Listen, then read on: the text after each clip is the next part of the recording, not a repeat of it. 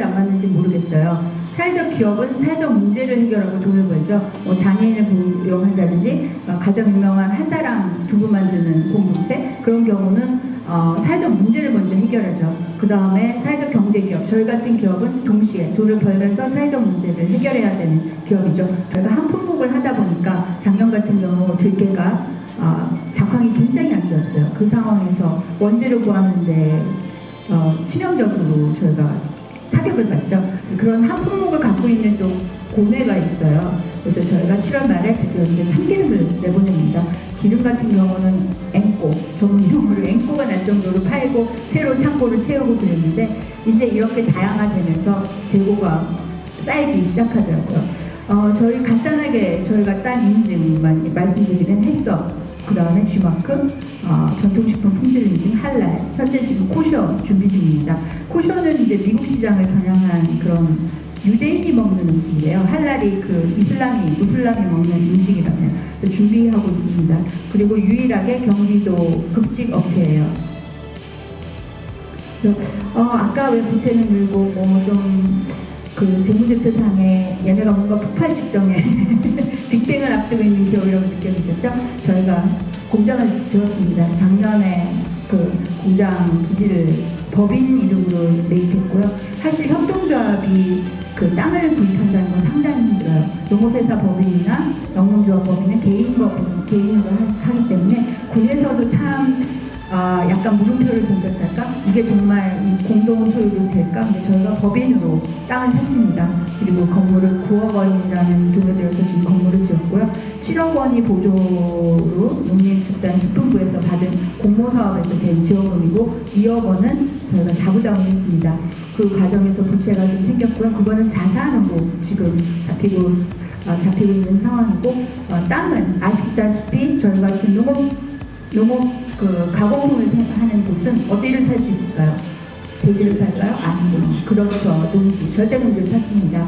오늘은 다 발가벗고 얘기하는 날이니까 저희가 이제 40만 원에 절대농지를 샀고요. 현재 그것이 이제 150에서 200까지 뛰었죠. 그 대신 인프라를 하느라고 돈이 많이 들어갔어요. 상수도 다 깔았고 전기, 그 일대가 지금 땅값이 올라가고 제가 이제 저희 땅이 약간 찌그러져서 그 한 평을 더 사드리려고 했지만 이미 너무 많이 오른 상태입니다. 그래서 제조 결국은 땅으로 돈을 벌어야 되나 이런 회의가 되고 사회적 경제기업임에도 불구하고 저희가 아까 보시다시피 영업이익률은 아주 낮은 편인데 사실 제가 그 놓친 부분까지 하면 3%대로 떨어진 건 맞아요. 그런 상황에서 땅값이 올라서 좋아해야 되나 말아야 되나 그러고 있습니다. 건물은 완성이 됐고 저희가 입주를 했고 제가 여기 참가 못한 이유가 지금 현재 체험 관광과 연계돼서 체험 그 손님들을 받느라고 안 해본 걸 하다 보니까 굉장히 제가 마음도 분주하고 내일도 일하고 그럽니다.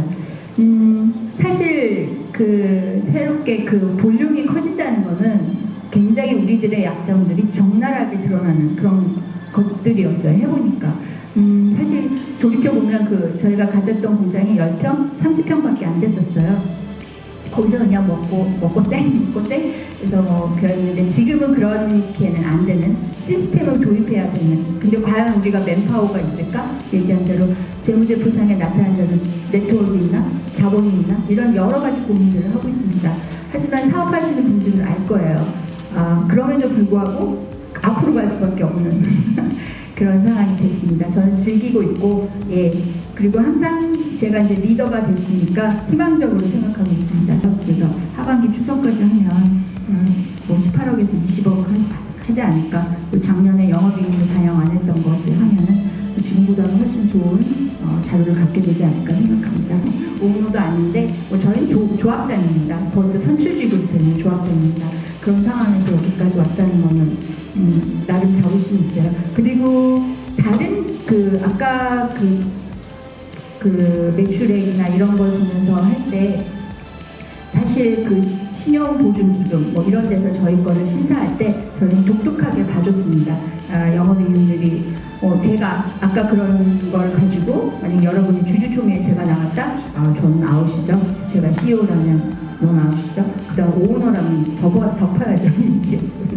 그런데 저희는 그런 가치로 인정받고 있는 사회적 경제 기업입니다. 3%의 그 원재료값, 들깨값 나가고요. 임금이 20% 이상 나가고 그것도 다 고용인들이 저희가 고용하고 있는 상황입니다. 그 다음에 이제 15% 사업 비용에서 매출액의 80%가 거의 지역 경제에 다시 돌아가고 있는 구조죠. 세계가 가고 있고요. 저희가 한국에 이거는 뭐 제가 뭐 그 토상휴가로 유럽과 일본을 다녀왔는데 뭐 정리해서 딱 말씀드릴게요. 이게 마지막 제 얘기인데 꼭 되셔서 연수 갔다 오세요. 연수 갔다 오면 이만큼 크는 걸 느낍니다. 네덜란드 같은 경우는 가장 소품종 그 고퀄리티의 농산물을 생산하고 있고요. 제가 배워온 거는 체험 관광을 이런 식으로 이제 치즈 공장 가면은 치즈를 만들어 팔고 그래서 제가 배워왔습니다. 네덜란드는 우리나라보다도 다 작은 걸로 알아요.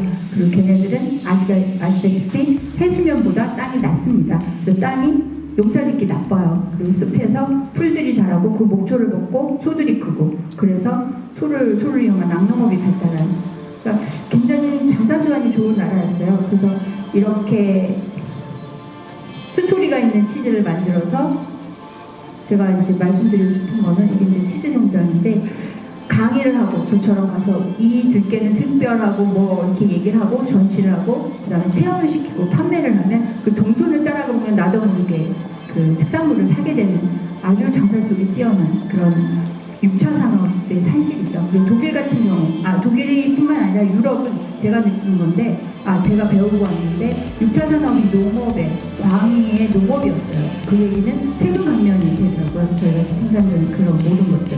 그리고 유럽에서는 농업이 공공재라는 게 이게 무슨 뜻이냐면 전기나 가스 같은 국민들의 이 음식을 먹고 활기를 돋아서 경제를 이끌어 가야 되는 공공재의 의미를 갖고 있었어요. 그것이 유럽 농업의 특징이었고요. EU라는 그 유럽 연합에서 두 가지를 통일시킨 게 화폐와 농업이었어요. 그 걔네들이 갖고 있는 자금 중에 30% 이상이 지금 농업에 들어가고 있습니다. 제가 느끼기에는 유럽이 농업을 미쳤다. 완전히 그 생산자권과 뭐 이런 여러 가지들을 생각합니다. 반면에 미국은 자유경쟁을 시작하고 해서 뭐 카길이라는 개인 회사 하나가 다 종자 뭐 이런 걸 다 로얄티를 먹고 있는 걸 알거든요. 그런 점에서 제가 유럽 농업을 보고 굉장히 많이 배워왔죠. 일본 정리하면요. 일본은 어때요? 제조업의 최고 봉우잖아요. 80년대 뭐 어마어마했죠. 메이드 인 재팬하면 다 하나씩 다 하는 그런. 근데 제조업만 하게 되면 어떻게 될까요? 그 미국의 예를 들면 그 미시건이나 뭐 이런 데에서 그 자동차 산업을 하느라고 뭐 영어 좀 하면 러스트 벨트라고 다 녹스 벨트만 남았다. 그 얘기는 뭐냐면 농업을 다 포기하고 제조업만 투자한 그런 나라들은 그런 지역은 나중에 그러니까 한마디로 경제가 거덜난다. 그리고 그렇게 되는 그런 걸 봐서 일본은 어떻게 했느냐 절대농지 개념을 도입합니다. 절대농지라는 거는 농업인구는 꼭 농사만 지어라 그런 얘기죠. 그래서 지금까지도 그걸 하고 있고 6차 산업을 우리보다 먼저 해서 우리가 그거를 따라하고 있는 것 같아요. 일본은 뭐 대기업이 농사를 져요. 샤프라고 딱 잠바를 입고 점퍼를 입고 농사를 짓고 있더라고요. 대기업도 농사를 지으시면 그리고 그런 제가 일본 가서 느낀 게 참 유럽스럽다. 네. 우리나라는 미국을 흉내내서 미국을 배치를 해서 산업화와 이렇게 현대화를 했다면 일본은 자기네랑 영토 사이즈가 비슷한 유럽 쪽을 비슷한 이런 유럽 분위기가 나더라고요. 그리고 배울 점은 사실 저는 뭐 지금 매출액 13억이다 20억이다 이게 좋은 건 줄 알았어요. 정말 앞만 보고 달리는 거죠. 근데 아니에요. 얘네가 60년 된 혼다 과자점이었는데 얘네는 뭐 4대째 그분이 주인을 하고 있는데 욕심이 없어요. 그냥 그 지역에서 나는 사과로 저 사과파이를 만들고 다 팔면 사과가 없으면 그냥 안 팔고 지점도 안 내고 그렇게 60년을 얘네는 주변에서 사랑받고 존중받는 기업으로만 남는 게 목적이었습니다. 그래서 볼륨을 우리 같으면 벌써 뭐 1호점 2호점 뭐 그런 욕심이 없었어요. 그냥 그래서 그런 점을 되게 많이 배웠고 이분은 또 와인을 하시는 분이셨는데요. 뭐 1000만원짜리 와인을 만들고 계세요. 근데 아시겠지만 세계적인 구찌, 랑방, 뭐 루이비통 이게 대기업이 만든 게 아닙니다. 중소기업이 지역에서 사랑받고 전 세계적으로 사랑받고 명품을 꿈꾸는 기업이었어요. 자녀리 가서는 그거를 배웠고, 이건 메밀을 하는 거고, 그리고 또 하나 또 일본이 부러웠던 거는 저희 사실 지금 중국산하고 싸우느라고 굉장히 힘들거든요. 3분의 1까지 올리고. 근데 얘네는 그런 걱정이 없어요. 제가 질문했죠. 중국이라는 걱정 안 하냐. 이 메밀을 하는데 얘네는 지산지소의 개념이 너무나 박혀있어요. 지역에 지난 건 자기네가 소비한다. 그런 고민이 없더라고요.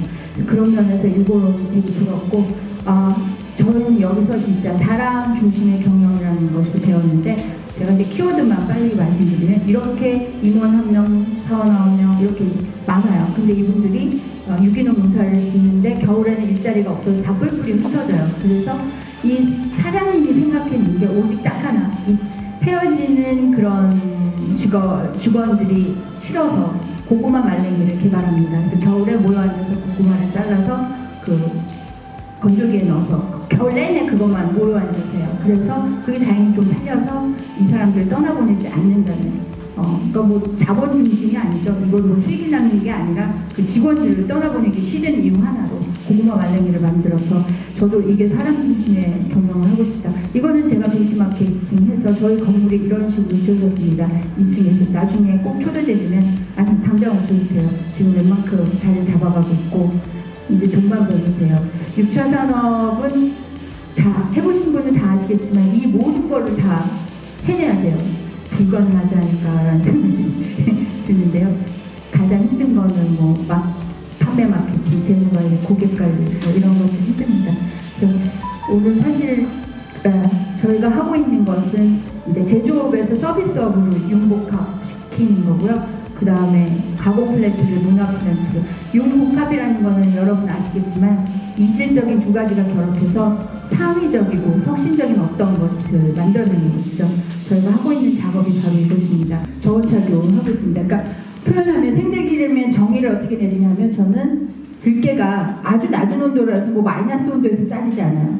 들깨가 기름으로 변할 수 있는 최저의 온도를 저희는 찾았다고 감히 말씀드릴 수 있어요. 그 온도로 짜고 있고요. 그 온도를 너무 낮추면 죽이 돼서 나와요. 기름 형태가 아닙니다. 그래서 그 온도를 짜고 오메가3가 그때 많이 갖고 있게 되거든요. 그리고 첫 번째 질문 23% 맞이. 좋은 질문이세요. 사실 들기름은 거기서 제가 제조업을 하고 공장을 갖고 있는 업주로서 얘기 드리면 안 남아요. 근데 규모의 경제학이라는 게 있어요. 저희가 온라인에서 주문받은 100개, 200개를 납품하는 것보다는 홈쇼핑 나가면 뭐 1억까지도 나가거든요. 1시간 안에. 그럴 때 많은 게 절약됩니다. 저희 공장은 오시면 알겠지만 다 자동화예요. 인건비가 들 게 없죠. 다 자동화 컨베이어 타고 전기 뚜껑이 닫히고 수축 필름을 하고 나갑니다. 그거는 그 기계를 달구는데도 1시간 걸리는데 그건 대량으로 나가지 않으면 아무 의미가 없는 기계들이에요. 그래서 23% 맞춥니다. 그래서 장사하시는 분은 뻔하죠. 저도 그래요. 근근히 먹고 살고 안 남는다고. 그런데 공장 지었고 인건비 다 했습니다. 그리고 제가 또 하나 장점이 그 하는 품목을 하다 보니 아까 말씀드린 대로 샤일로가 거의 앵꼬 날 정도로 저희 돌려요. 저희 기름이 왜 맛있느냐? 물론 뭐 원재료 뭐 다 그런 게 있지만 아니에요. 신선해요. 재무적인 부분은 처음에 다 말씀하셨잖아요. 5억에 대한 부분은 부채비율이 높아진 부분은 투자에 대한 부분이다. 근데 그렇다면 이 부분도 약간의 살짝 멘토링을 하면서 좀 질문을 할 수 있는 부분이 5억이라는 게 투자가 됐으면은 얘가 언제쯤에 이 궤도로 오를 수 있는지 부분들을 한번 계속 좀 방향을 잡아주는 것도 가능하죠. 방향성은. 이게 표로 나와요. 이게 표로 만들어진 겁니다. 요 점수, 요 숫자.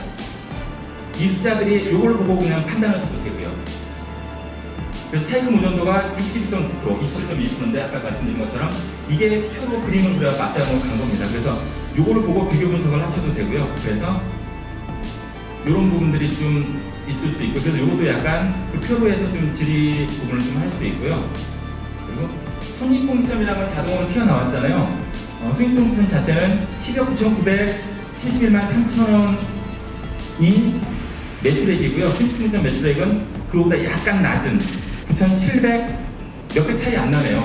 그럼 이거 예전처럼 혹시 재무제표를 똑같이 빵빵 맞춘 거 아닌가? 첫 번째 시간처럼 세무사가 약간 거의 손익공시점에 딱 그냥 맞춰놓은 개념입니다. 살짝 맞춰놨던 게 아니라 어떻게 이렇게 운영하다 보니까 이렇게 비슷하게 갈 수도 있겠죠 라고 가정하고, 근데 약간 거의 비슷하게 나오니까 그리고 영업의 수익은 이 부분은 약간 보조금 성격이 되게 좀 높습니다. 기본적으로 영업의 수익이라는 거는 이자 비용이나 아니면 환차손이나 수입하는 데서 수입 수출하는 데서 그런 쪽이고요. 저희는 약간 보조금 성격이나 아니면 지원금 성격이 좀 있을 것 같습니다. 그래서 차트화를 시키니까 이렇게 손익분기점 매출액 그리고 고정 비용 이렇게 해서 차트가 하나 만들어졌습니다. 손익분기점 계산서라고. 그래서 요거는 이렇게 감안하고 손익분기점을 달성하고 있다라고 그렇게 말씀하고 이제 접근하는 거겠죠. 그리고 손익분기점 데이터 이거는 앞에다 공식이니까 그냥 이거는 숨겨놓을 써도 되고요. 그리고 이 부분들은 입력한 부분들이고, 그래서 진단업체 전체적으로 보니까 우리 에버그린 블루의 전체적인 부분들이 쫙 튀어나왔습니다. 이런 식으로. 그래서 이 부분들이 다 앞에다 반영되어 있는 것들이고요. 수익이 좀 줄었다. 이런 부분들. 그리고 단기 차입금이 5억 정도가 아마 생산 이 부분 때문에 부채 비율이 확 올라가지 않았을까? 이게 5억으로 되어 있거든요. 차입금이 이때 5억을 조달받으면서 약간 부채가 올라갔다. 그런 부분을 좀 판단할 수 있고 그 부분에 대한 부분을 좀 확인이 필요하고요. 어떤 경우는 기본적으로 이 세팅이 되어 있고 이러한 시트로 지금 이렇게 되어 있습니다. 그래서 제가 지금 시트를 보면서 물음표라고 살짝 이렇게 말씀드린 거 있잖아요. 좀 확인이 필요하다는 부분들은 이따가 좀, 그리고 대표님이 아마 이제 대표님이 회사 소개나 이런 부분을 하면서 어디랑 거래를 하고 아니면 어떻게 생산이 되고 조합은 어떻게 운영이 되고 뭐 이런 부분들을 말씀하시면은 그 부분들이 해소가 되는 것들이 되게 많습니다. 지금 궁금증이나 다른 부분들이 해소 확률이 되게 높아요. 그래서 뭐 거래처가 줄어들거나 아니면 신규 상품이 만들어지다 보니까 고정 새로운 설비가 필요하다. 아니면 설비가 너무 노후화됐어. 아니면 새로운 다중 공장도 하나 만들었어. 조합이 늘어나다 보니까 뭐 그런 부분들. 그렇죠? 그리고 직접 아마 매수 용기가 2억 정도가 줄어들어서 직접으로 좀 반영이 돼 있는데 직원이 직접 고용을 한다든가 아니면 그 전에 일용직 개념을 하던 부분들을 직업적으로 줬던 거를 직접 움직인다든가 그런 부분들이 아마 말씀하시면서 녹여나갈 거예요.